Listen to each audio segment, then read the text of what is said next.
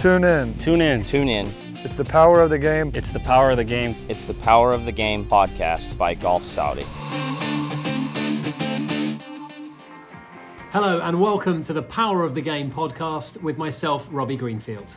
This episode's guest is a legend on the European Tour. His career dates all the way back to 1996. He's a 15-time winner, and his name is also synonymous with the Ryder Cup, where in 3 appearances as a player in 1997, 2002 and 2014, and then ultimately as a captain a few years later at Le Golf National in Paris in 2018, he's never tasted defeat in the competition. He's won every single time he's been either a player or a captain.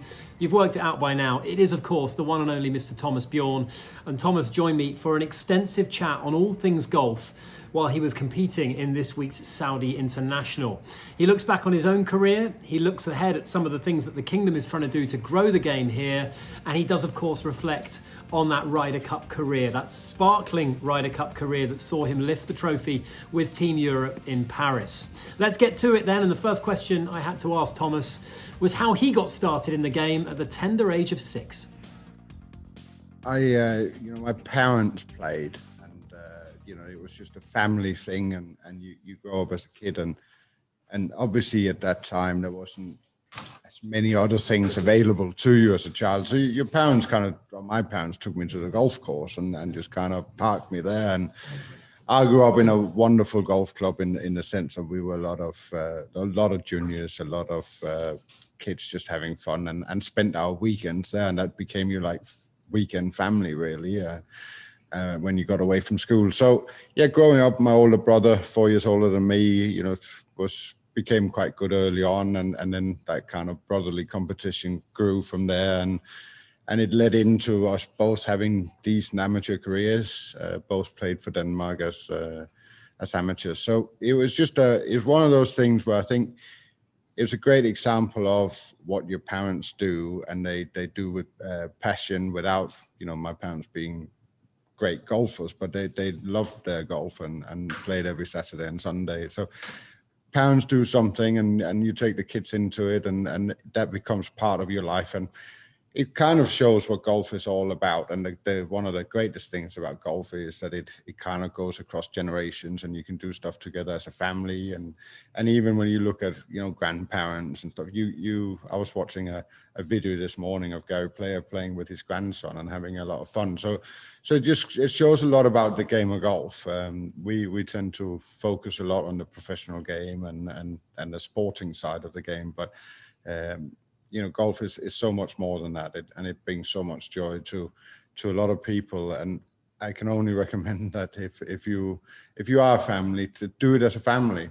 Go and do stuff with your kids, and you get a lot of enjoyment out of it. It's a bit like, I always look at it as being a European and Northern European. It's a bit like skiing. As going on a skiing holiday together as a family is one of the greatest things that you can do. And golf is the same. Going on a golfing holiday as a family is a great thing to do, is being active, doing something, and kids love it. And you spend some real quality time together.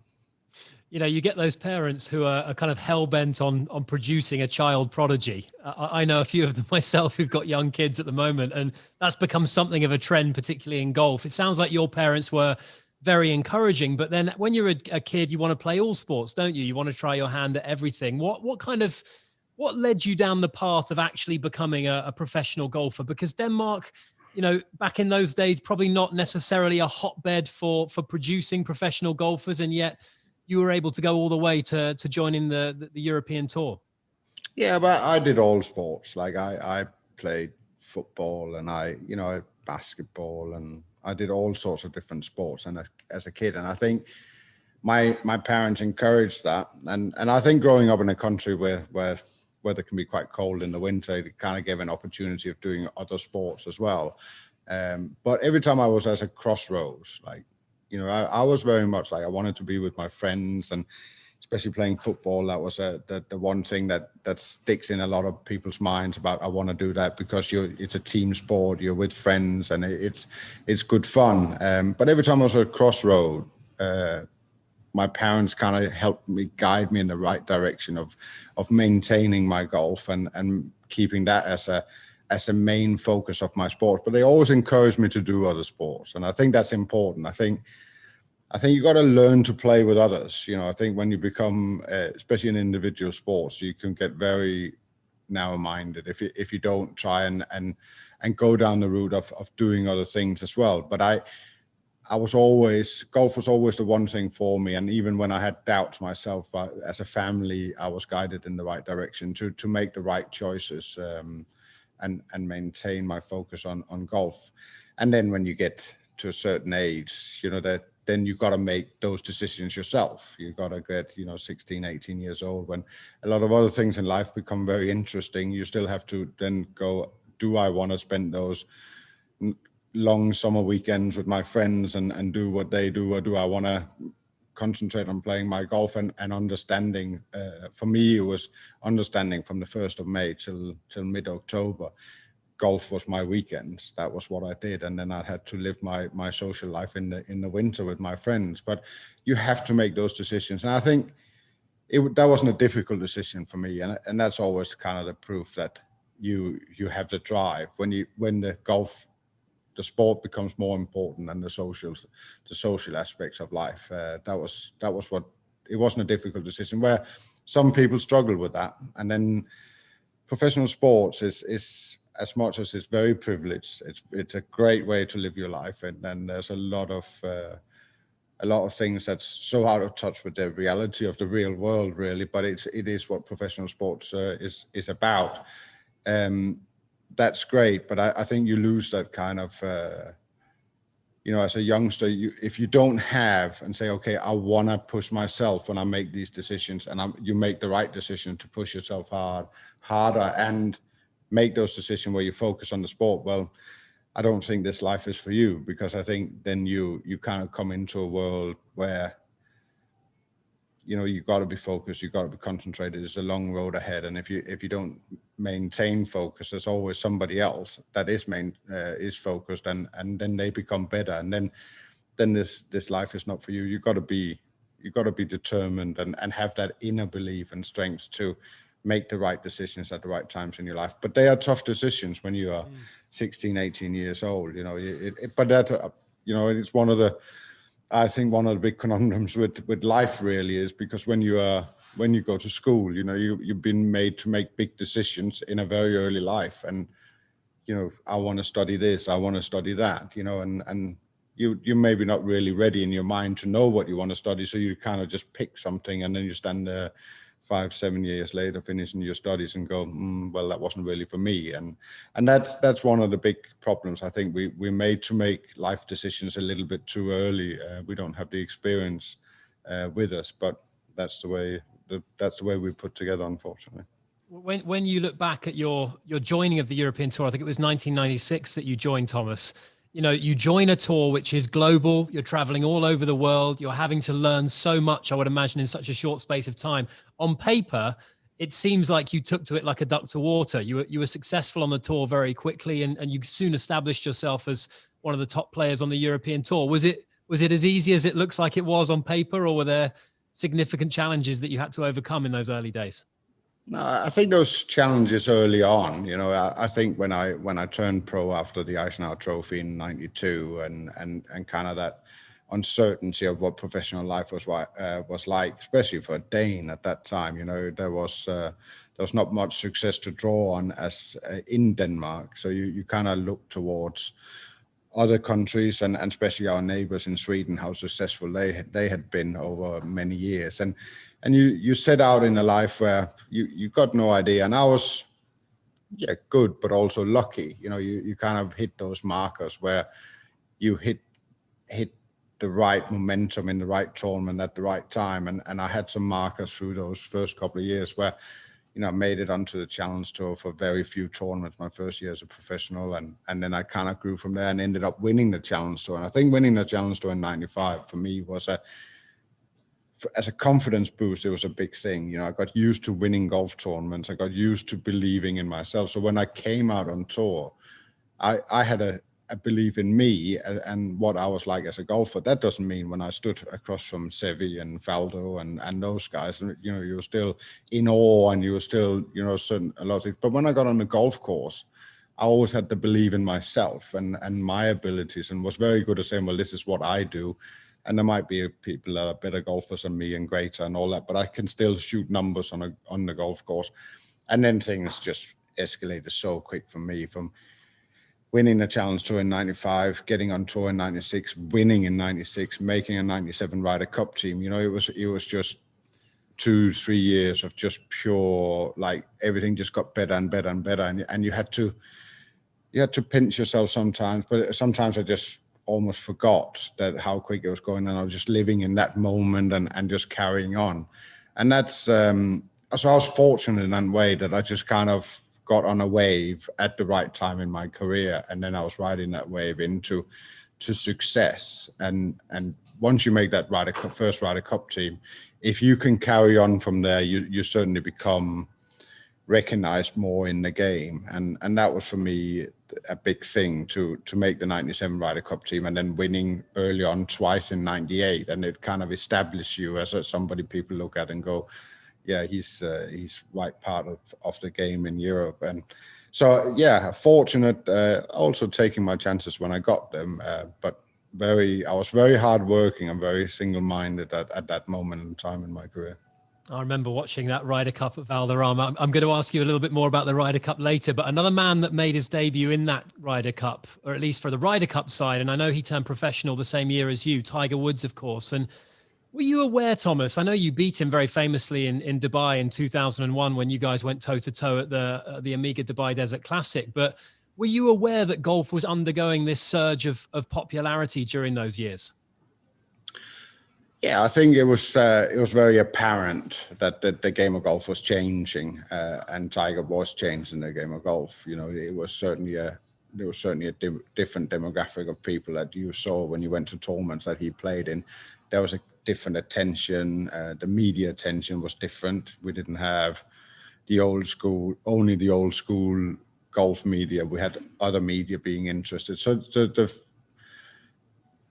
the outlook of golf was different when Tiger Woods was at his best and played his best. There was no doubt about that. He became very quickly the most recognizable sports star in the world. And America's always had that kind of way of having somebody that kind of is not just a sports superstar in his own sport, but just kind of epitomizes sports in people like Ali and Jordan. And Tiger was certainly one of those that became a sports star and not just a golf player. And everybody wanted to be Tiger Woods, and everybody wanted to, you know, big companies were associating themselves with him, and it brought completely different things into the game. And I think when you were inside the ropes with it, you just kind of every week it kind of developed, but you didn't really notice it that much. But when I look at back when I started out as on tour to where it came to, when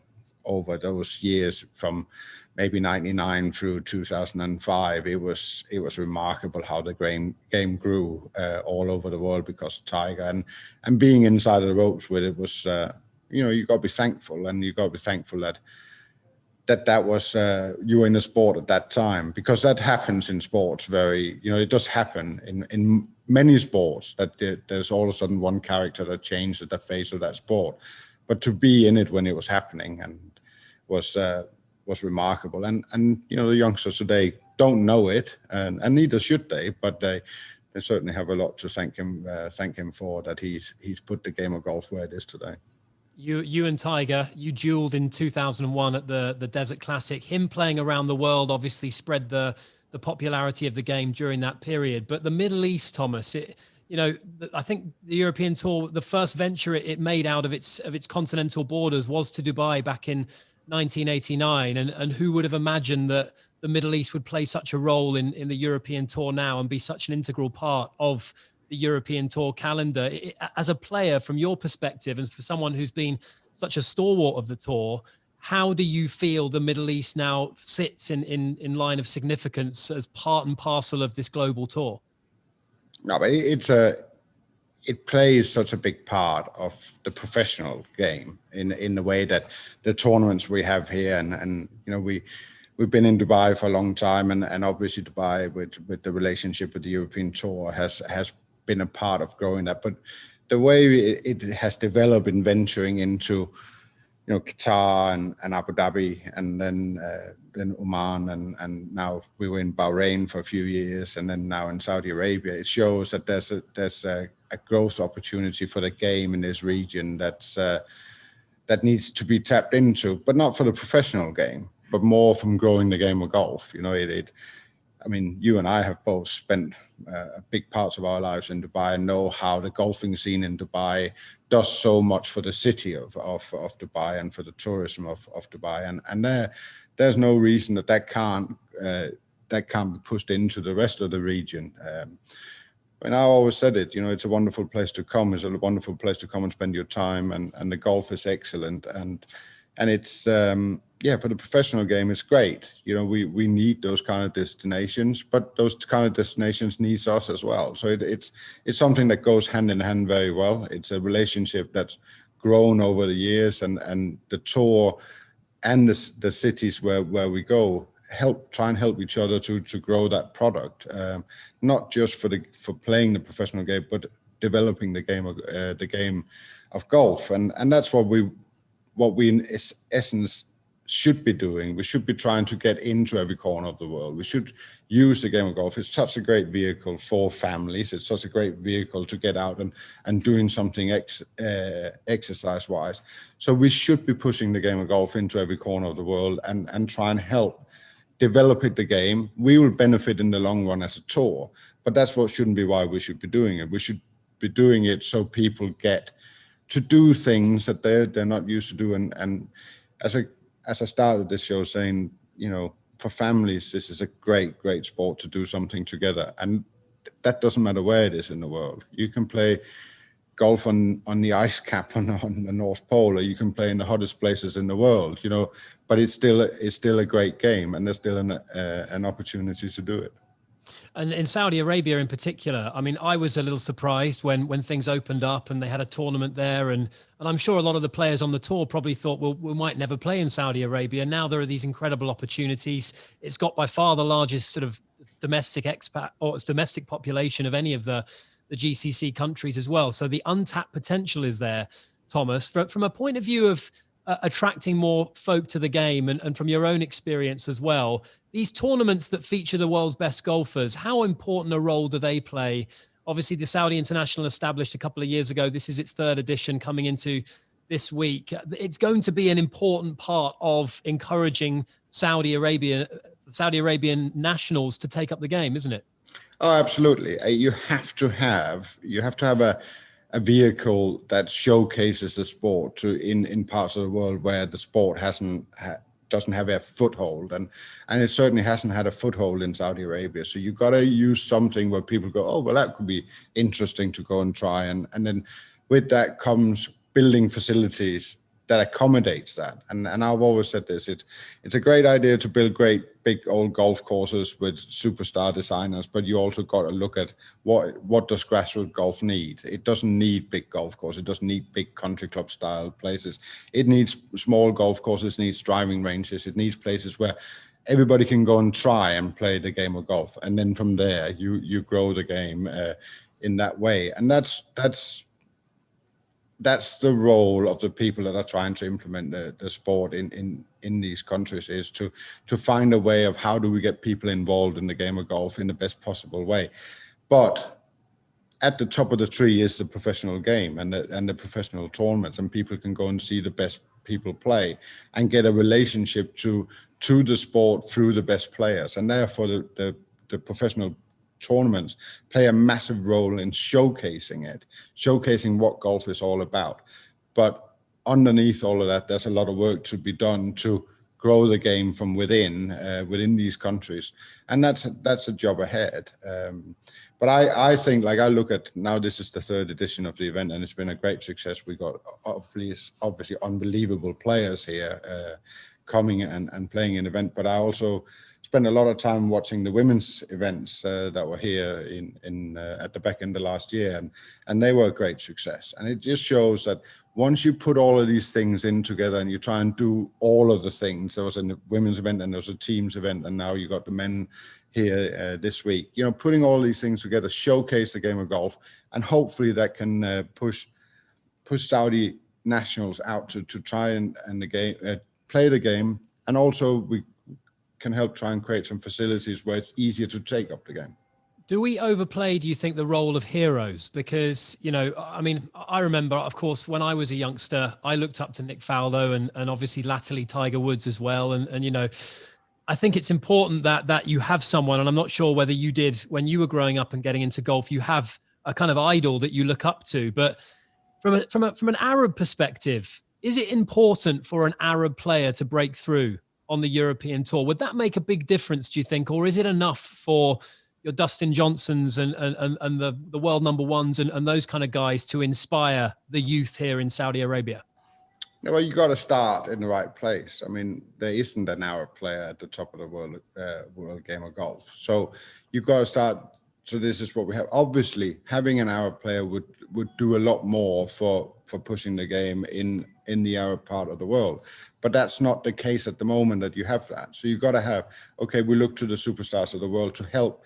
And in years to come, then hopefully they inspire somebody to become that player. And then it really takes pace with growing the game. But as I look at sport and you know, my biggest heroes in sports weren't Danish sports stars. My biggest heroes was international sports stars. It was people I look at. I look back and going, well, who did I relate or want to be, you know? And you look at your Maradonas or you look at your Michael Jordan. So, you know, those were the people I looked to and said, well, they are, and they were in different sports. They didn't need to be. So you want superstars in sport. They can inspire you in so many ways. But that's like anything. I think everybody grows up with having heroes. If it's your parents, it can be your mom and dad. It can be in business. It can be business leaders around the world. It can be politicians, and it can be, you know, sports stars. We all have, in every walk of life, I think we have somebody we look up to in some way, or we certainly should have. So I think having the best golfers here, they should inspire a generation of golfers, but they should also in general inspire people to just work harder, do better, and try and be the best that they can be. Because every single player that's here this week have worked extremely hard to be here. They're very privileged and we're very fortunate to do what we do, but they have also worked extremely hard to be here. Looking at what Saudi Arabia are trying to do, Thomas, I think it's unprecedented, because a lot of golf markets have grown organically, as we know. In fact, the vast majority have. There've been very few that have been given this level of impetus, that have had this level of strategic planning. And just looking at what their plans are by this Vision 2030, they want 13 new golf courses, a minimum of. They want over 1 million locals to have tried the game of golf, multiple and diverse facilities like Top Golf, and as you mentioned, municipal courses and driving ranges, more international events. I mean, it seems unfeasible, and yet you somehow feel like they're probably going to go and do it, because that's the kind of willpower and the desire that they've got to make this change. But how complex do you think that is to kind of almost inculcate a passion for golf within the local playing communities who for so long have loved sports like football and motorsport? Yeah, but I think you got people here that have a vision and a will to do. And it's sometimes you come across places where people just say, well, we want to do this, but they don't really have the plans in place and the people in place to do it.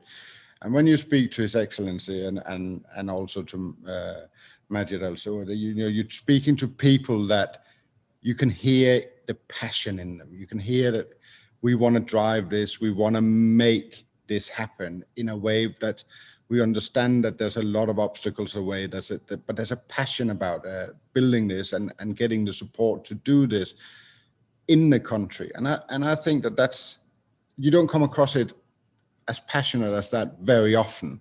And that's, for me, is the one thing that I look at. I come here for 3 years. I talked have conversations all the time, and you can hear that the conversations are just moving on, and then they're moving on in a way of the plans are being put in place, and they're not just going, okay, we're going to do this, and then they built one golf course, and then the golf course sits and nobody goes on it, and then it kind of dies out. No, there's a great plan we put the plans in place, and we execute, and we get the right people with us, and then we develop a sport from within. And I think that they will succeed in doing it because the willpower is there, and that's the key thing. Yes, the professional game will have events and benefit greatly, but it's not about that for me. Like I look at it and go, here's a part of the world where you can grow the game of golf, and anytime there's a growth in a sport somewhere in the world, yes, the professional game will always benefit from that. But it shouldn't start with looking at, okay, we're just going to do the professional game and then the other things will follow. No, we're using these professional tournaments as a vehicle to grow the grassroots. And we want to grow the game of golf in the region. And then over time, yes, there'll be more professionals tournaments here. But that's not what it's all about. It's actually about looking at what can we do with the game of golf and bring it to the people of Saudi Arabia.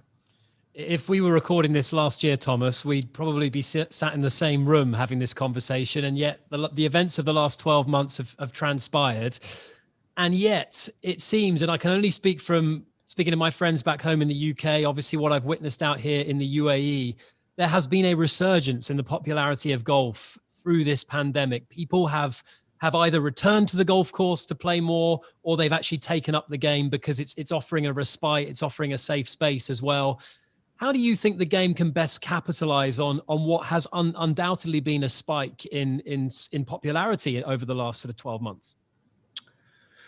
Yeah, but it goes back to what we talked about already, that I think one of the things that's happened, and as much as it's an awful thing that we're going through, and a lot of people having a tough time, what it has done is that people have kind of regrouped and said, what can we do together as a family? And there's golf is great, where a lot of kids play their own sports, and mom and dad do their own thing, and then we kind of, okay, on Saturday I go and do this and you go and do that, and then that's kind of where a lot of things has automatically been shut down in this time, which is unfortunate. But it kind of gone, okay, well, we can now all go and play golf.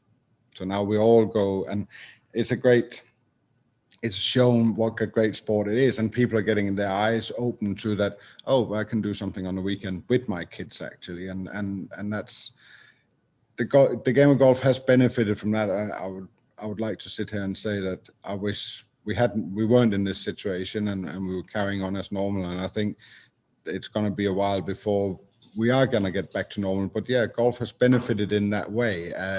But I think it also goes back to that when you go through tough things like this, everybody just kind of takes a step back and regroups and evaluates where they are in their lives, and realize that family is important. Having people close to you is very important, and there's certain sports that certainly attracts that more. And yes, but that's a message that once we are through the pandemic and through on the other side, we should get that message across to people that this is what golf is all about. And I think golf also then needs to regroup itself. I see very too much of like junior training camps where it's just juniors together at the same age group.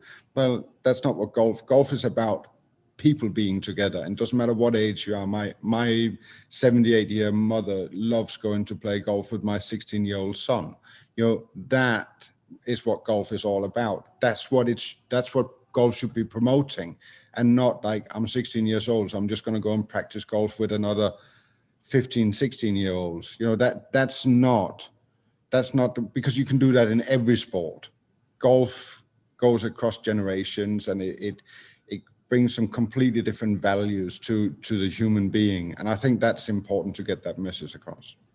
Before we finish this conversation with my favorite line of questioning to you, which is of course the Ryder Cup, I do want to ask quickly, Thomas, about this new streamlining of professional golf and the alliance between the European and PGA Tour. Now, I'm not sure, I don't personally understand what this really represents going forward in the future, but Are we going to see more co-sanctioned events in your opinion? Obviously, this week in Saudi Arabia, we've got quite a lot of the top high-profile PGA Tour players over, and that's been a consistent thing that we've seen over the years in high-ranking events in the European Tour. But does golf need to get a little bit more streamlined in the future, do you think? I don't know if it needs to be streamlined. I think that, but what I do think is that I think the game of golf needs to be careful that it doesn't position itself in a place where it only really promotes the best of the game in very few places in the world. I think we run the risk of that's where we're going. I think there's some opportunities being missed in taking the game of golf at the highest level to a global sport. There's certain places in the world where the best players in the world literally never goes, and in great golfing nations. So if you look at Japan, you look at Australia, you look at South Africa, which over decades have produced unbelievable golfers. The best players don't go there very often, and they should. So over time, there should be an opportunity within the game to say, no, we're going to create a sport that is represented globally by the best players. And I think that one of the things that I always fear is when people want to do something and they want to do it too quickly. I think this alliance between the PGA Tour and the European Tour is something that gives you an opportunity to do it over time and not rush it, and have those conversations and see what works for the tours, because contracts are in place and certain things that works for the tour are in place, and you can't just tear that up overnight and then start all over. You've got to slowly move into it, and you've got to also educate your players. A player that goes to college in America and live their life in America and then goes on the PGA Tour, they have no really desires to go outside of America. Why should they? They can play over 30 tournaments on the PGA Tour, great events, great tour, the best tour in the world to play on. So it's a fantastic place to be. Why would you, when you can get in your car and play 5 weeks in a row in Florida, why should you get on an airplane and fly to the other side of the world? Like, there's no need. So you've got to have an education of players and say, well, this is how we see the game of golf going forward.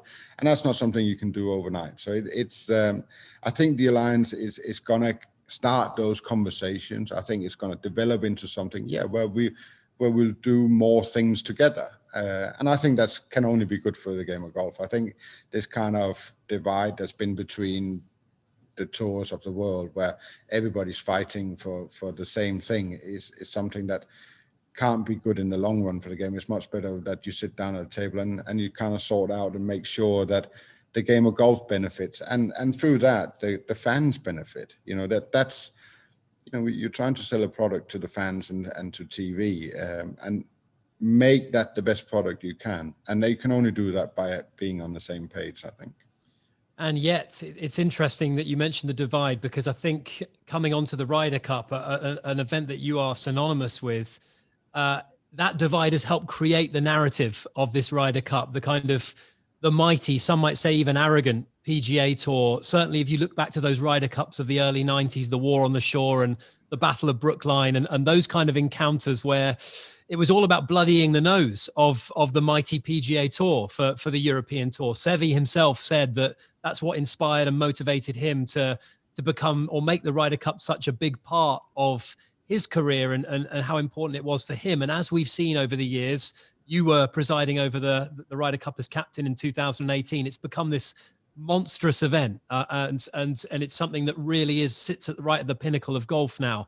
Can you talk about your own experiences of how it's grown, making your debut under Seve as a player in 1997? I'm sure you've got an anecdote or two about that experience, and then all the way through to actually getting the ultimate honor of captaining the side, Thomas.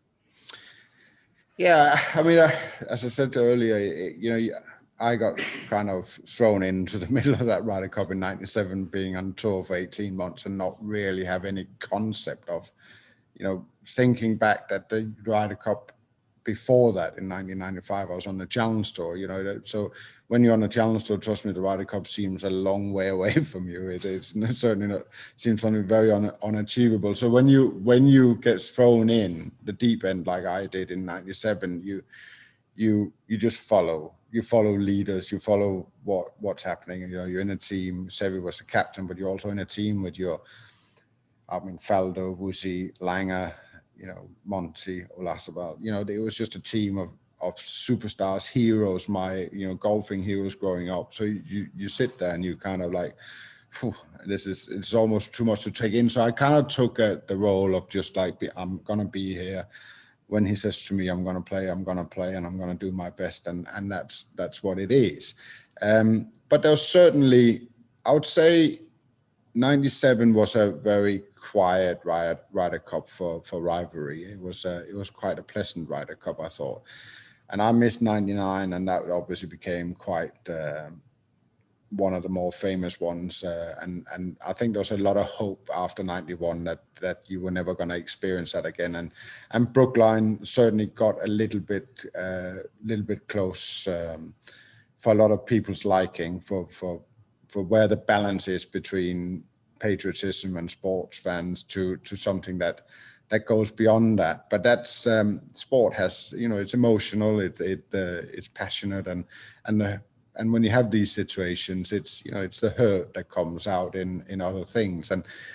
But you know, for me, I look back at the Ryder Cup and say that rivalry that was, and certainly the passion the European players had back then, like, was borderlining sometimes on a little bit of that kind of enemy feeling that was between Europe and America at that time, which, you know, we never really bought into that much, and that's certainly not the case today. You know, when you look at the teams today, and when I look at the team I had in Paris in 2018, you know, they're great friends across the teams. But there's still, the passion is still there. You know, that doesn't disappear, and it's a different kind of passion. They are great friends, and certainly a lot of them are great friends. You know, I think Ricky Fowler was in Sergio's wedding party, so it's difficult to imagine that then they go head to head in the singles on Sunday, but they want to beat each other as bad as Sevi and Asinger wanted to beat each other back in those days. But it's a different kind of rivalry. But I think sports has moved to there in general. You know, that kind of almost borderlining on hatred, rivalry has disappeared in sport to a more, you know, you can go back to look at, you know, football and stuff like that. You know, you look at a Liverpool-Manchester United rivalry. Yes, the clubs and the fans and they drive this rivalry up, but the players, you know, they don't have that kind of, there's not a hatred rivalry between them, but there's a respectful rivalry between them. And when they get into the games and like in the Ryder Cup, when you get into the matches, you want to win so much and you go at it with 110% and give everything you have. And then you stand on Sunday and you shake hands, but they shake probably hands a little bit differently today than they used to.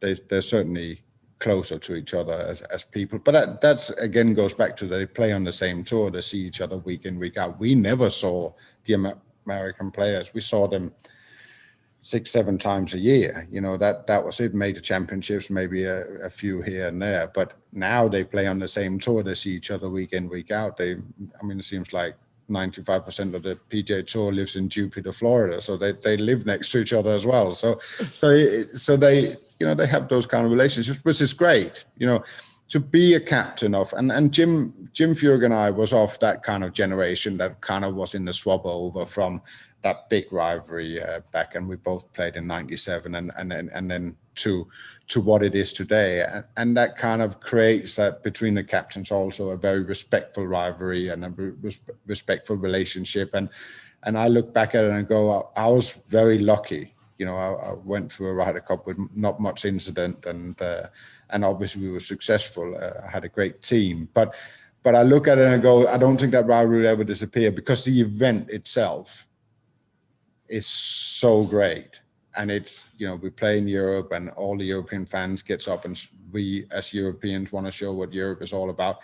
And then we go to American, patriotic American golf fans, or fans in general, you know, they get very, very loud. And as the day goes on, they get even louder when they had a few beers. So that's what it's about, and that creates an environment that's always going to bring out that kind of, because when you're under pressure and you have the fans against you, you want so desperately to show. So that brings out the best in athletes. Like all the greatest athletes in the world, most say that they love playing away because they brought out the best in them, because they have that kind of, when they boo at me, I want to stick it to them, that kind of attitude. And so I don't think just because the tours are going to come back closer together, I don't think the rivalry is going to go away. I think that's going to live a great life going forward. So it is an amazing event. It's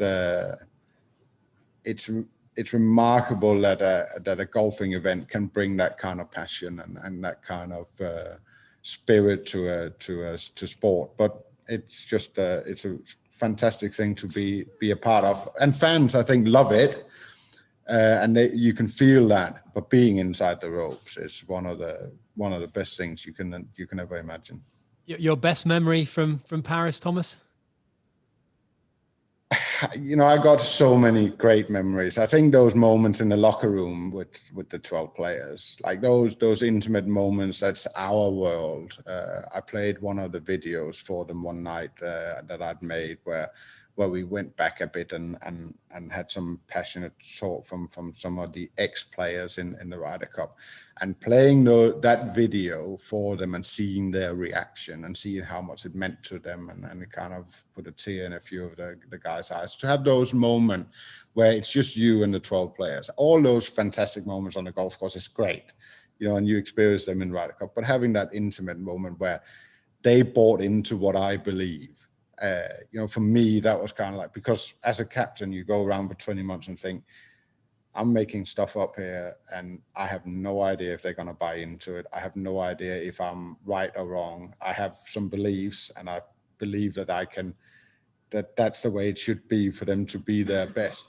But if they don't buy into it, I can think whatever I want. And sometimes you almost think yourself into a place where you think, am I crazy here, or have I got this right? And you sit there and balance those things. Like, should I say this? Should I do this? And when you then present it to them and they buy into it, and you can see their reaction. And for me, I was a good golfer, but I wasn't, I had great golfers in my team. And for me to stand in front of Rory McIlroy and get him to buy into something I say is quite a powerful thing for me, because he's a much better golfer than I ever came close to be. And so to kind of get that message across and see him going, yeah, I'm going to go with that, and I'm believing this, and you think, well, at least the things I've picked up from captains in the past and players in the past in the Ryder Cup, I put that all together in a pot and got something out of it. And that's actually making some of the best players in the world going, this is a good idea, I'm buying into it. That's my best memories of it. We're going to break away from this conversation with Thomas just for a moment to get another perspective on that memorable weekend in Paris from one of the most successful European players. You may recall the duo of Mollywood, Francesco Molinari and Tommy Fleetwood, forming one of the most potent partnerships in Ryder Cup history. And it was Tommy Fleetwood who we've managed to catch up with to give his insight on Thomas Bjorn's leadership as a captain and his memories of competing at Le Golf National in Paris. Here's Tommy. Well, he's been my only captain so far, and I thought he was great from day one of him being announced as the captain. I think because the Ryder Cup captaincy isn't just that 1 week; it's a 2-year, long stretch, and I think how he handled it. I think Thomas Bjorn as himself, he was a much calmer character that we saw than what he might be about himself in his own golf. I think he handled. There was a couple of big moments that I think he handled amazing on that particular week, but as in the whole process of Ryder Cup, how he was with me and the players and everything like that, it's hard to think that you could ask for more. He was great. We're clearly mates, and I think our games match well, personalities match, but we were on a family holiday in the Bahamas at the time, and we were sat around the pool, and we were just like, I think we should play together in the Ryder Cup. Having a good time, and he's gone, yeah. So we're like, well, let's text Thomas and do it, and that was pretty much it. We were like on a sun lounger around a pool in the Bahamas. At one point, I think I was on his back on a slide, but yeah, we were like, just having a family holiday and decided that, we'd like to play together and put it forward, and that's how it came about. And you still got to play well. I mean, we had, that great turnaround on day one, and the rest is history, as they say.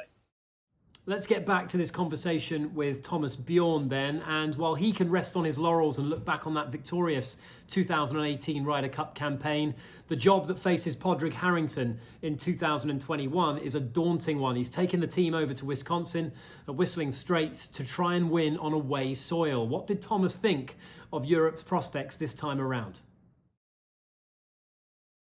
No, we chatted a bit, and Padraig was a great vice captain to me, and we've been in teams together, and we lived that whole tour life. He came on tour in '96 as well, so we know each other very well. So yeah, we do have conversations, but it's very, very important that he is his own man and he does put his own spin on it and is true to himself. And that's the advice I give him. Be true to yourself, because the players will see right through it if you're somebody you're not. So, but he has a team that's going to go through a bit of a change. But he's if you look at it right now, he has a wonderful team with people like Casey and Hovland and coming in from Tyrrell, playing the golf that he's playing. So he has a wonderful team of players, and yeah, there's going to be some change in personnel, but that's not necessarily a bad thing. But he's just got to he'll be true to himself. And I say this: you can win or lose a Ryder Cup, and obviously from the outside world, you're great if you win and not so great if you lose. But you got to always go back to that, have a lot of respect for the opposition, and say that there is only two teams and one is going to win and one's going to lose. But I have a lot of belief in this European team. I think we have some youth strength that's coming through now that's going to be the new generation, and John Rahm being at the forefront of that. I think that's going to be it's going to be an exciting Ryder Cup for Europe to follow. And I can only say that I think Padraig, he's won 3 major championships. He's a great champion of golf. He's played plenty of Ryder Cups. He has all the tools, and he knows what makes the players tick. So he'll be a fantastic captain, and he'll do a great job. But there's no guarantees for success. I cross my fingers and hope that they will win, like every other golf fan in Europe. But there's no guarantees, because you've got to look at the opposition and also say that's an extremely strong side. Yeah, one thing's for sure, I'm going to be leaving an indent in my sofa for those 3 days, Thomas, when that Ryder Cup takes place. Looking forward to it. I am going to let you go. Just going to wrap up, though, with a look forward. We're going to be doing a lot of that in this podcast series. Obviously, Golf Saudi, very focused on achieving their goals for 2030. For yourself personally, I'm just curious, have you been inspired by Darren Clarke's recent success over on the Champions Tour as you look ahead to your own career and what the next few years look like for you? And what would you like to see changes made in golf, or where golf would potentially get to in the next 8 or 9 years by 2030, Thomas? Well, from a personal point of view, I'm 50 years old in 15 days' time, so I'm getting to a place in life where certain other things going to be very different in golf. And the one thing I'm looking forward to the most is to walk out on a fairway and realize that somebody's 20 yards behind me instead of 90 yards ahead of me, which is pretty much every week at the moment. So that's going to be, that's obviously a different place in your life to go on and play some seniors golf. I think it's time for me to do that. I will probably not give up the main tour for a couple of years, but I certainly won't be here as much, and I look forward to going and play with the guys I grew up with and played all my golf with. That's going to be nice to go and do that. I have a lot of things in common with them, and I probably don't have that much in common with the 20-21-year-olds out on the main tour. So that's going to be a nice change of pace, which I'm looking forward to. And then, golf is any sport comes always to crossroads where it's got to look at itself and say what's important. And I think we certainly got issues in the game of trying to look at how do we want to see the game developing, how do we want to see we're taking some of the greatest golf courses in the world out of play, and we have to look at that. And obviously the USGA and the R&A are looking at that. The tours are looking at it as well. But something needs to be done to protect the golf courses. I think more than anything, we want to go, and we don't want golf courses like St Andrews and places like that to become obsolete for the professional game. That would be a disaster in my eyes. Like, I think we can build big, fancy new golf courses around the world, and they will stand up to any game of golf. But that we still want to go back to the greatest courses and the oldest courses in the world, and put on a great show. And either you've got to accept that the winning scores are going to be -30 instead of -20, and say, well, that's just where the game is gone, or you've got to say, okay, we've got to do something. I still believe that the best solution is to make the golf ball bigger.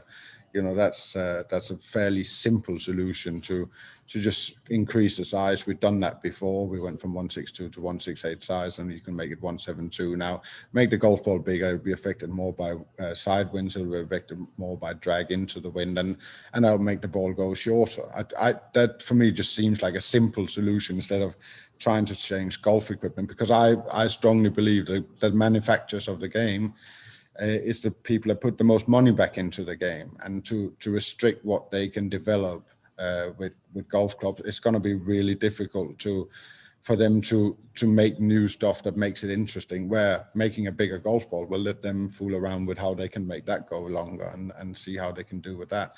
That still gives them opportunity to develop, but you just change the size of the golf ball, and that also make the holes look a lot smaller, so it'd be more difficult to putt. Yeah, that won't be good for you. And listen, Listen, Bryson DeChambeau's got a lot to answer for, Thomas, on that front. I don't know if it's only him, but I think it's time to look at what is the right solutions. And I just think you can overcomplicate it instead of sometimes look at the simple solutions. Absolutely. Just so long as they make the holes bigger, I'd be okay with that. Thomas, listen, it's an absolute pleasure to have you on this podcast. Always love catching up with you.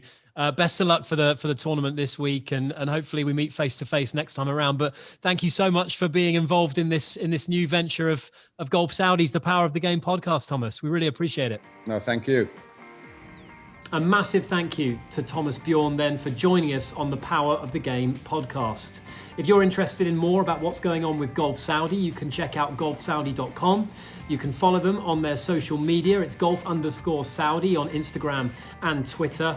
And you can subscribe to this podcast. We'll be releasing many episodes. You can catch up with all the latest progress and developments from the kingdom right here on the Power of the Game podcast. Until next time, we'll catch you then.